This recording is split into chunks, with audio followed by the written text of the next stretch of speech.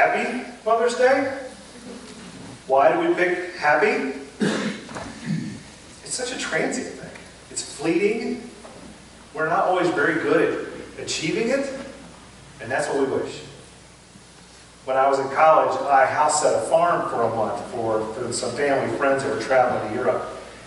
So I was working full-time during the day at a lumber yard, come home in the evening, do my chores around the farm, and on the first day, it was August, about 90 degrees hot, 90% humidity. And when I finished the chores around the farm, I came into the farmhouse where I had been told I could have anything I wanted to eat or drink that was in the house. I opened that cold refrigerator and found a big pitcher of iced tea, which I love. And I was happy with anticipation for that iced tea to hit my lips. And it was coffee. And I learned on that day that ice cold coffee does not make me happy. Happy. Why do we pick happy when it is so fleeting? It doesn't last. It doesn't necessarily endure. We're not always very good at achieving it. Maybe we would be better served to look at the actions that lead to happiness. Maybe we would be better served to attempt those things that have the potential to lead to happiness. In Florida, there was a woman, a mother, and her children taken hostage this week by a boyfriend who was very broken. And she took the creative risk to order a pizza because online she could write in the comments section. And so she wrote in that she was a hostage and she needed 911 assistance. And they sent her assistance. And she was saved. And her children were saved. She was happy because of the action that she took. What do good mothers do that cause us to wish them happy birthday? What are the actions that they do for us? They drive their daughters crazy.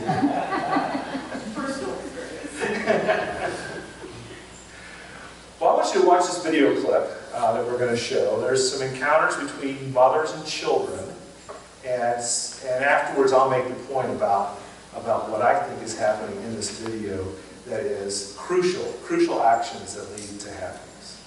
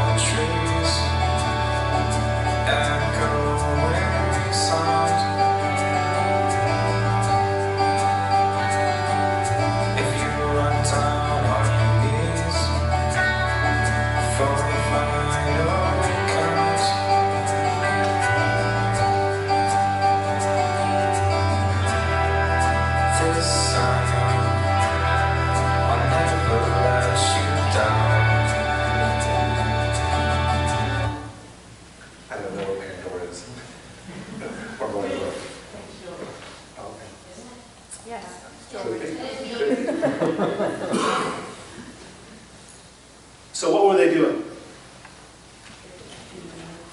Picking their moms out. Picking their moms out. want our mother to be lovely.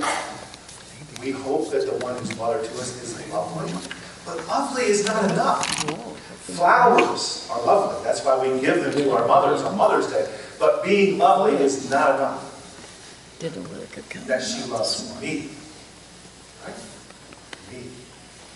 That she chose me. I have a dear friend of mine named Matt. He's adopted. And I asked him one time if he ever thought about trying to find his birth parents. And he got the most puzzled look on his face and he said, why would I? My mom was the one that chose me. That's the power of being chosen. That's why I love that video clip. You can see the looks on the mother's faces as they're anticipating, hoping that their child will choose them.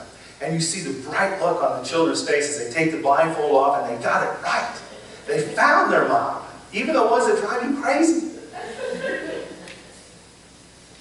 The power of being chosen is simply amazing.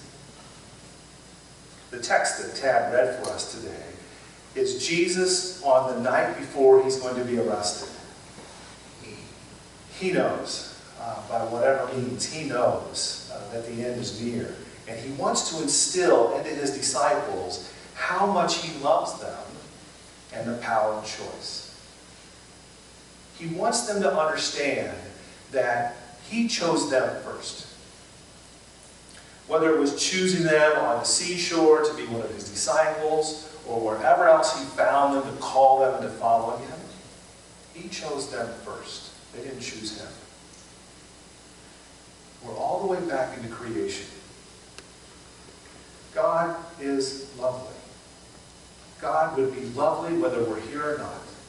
God would be amazing in all of God's glory, whether we were here or not, and yet in creation, God chooses for us to be here so that God can love us.